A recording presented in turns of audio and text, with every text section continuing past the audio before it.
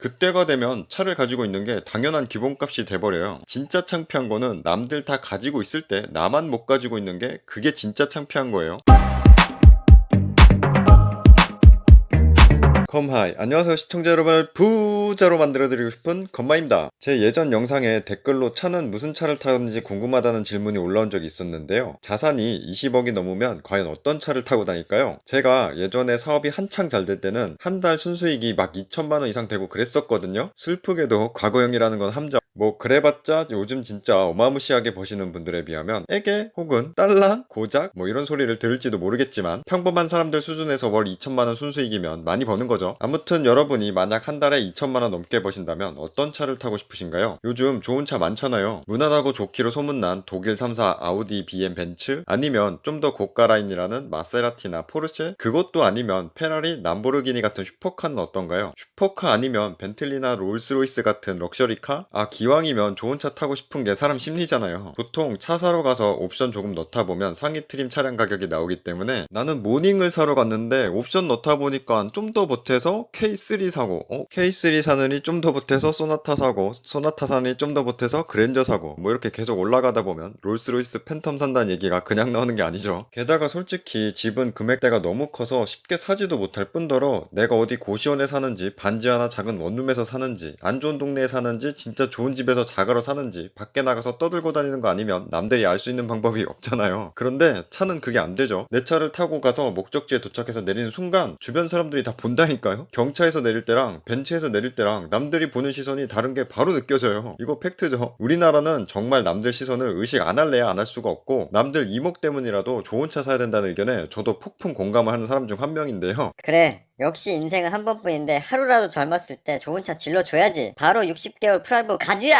워워 잠시만요. 그렇다고 이렇게 좋은 차 질러버리면 정말 한 번뿐인 인생 바로 망하는 거예요. 저도 좋은 차 타고 다니고 싶었지만 꾹 참고 아직도 10년 전에 처음 뽑은 국산 준준형 승용차를 타고 다닌다니까요. 뭐야 이놈. 20억 만들었다더니 아직도 국산, 그것도 꼴랑 준준형 타고 다닌다고? 나 같으면 바로 차부터 바꿨을 것 같은데 이거 20억 만들었다는 거 순 개뻥 아니야?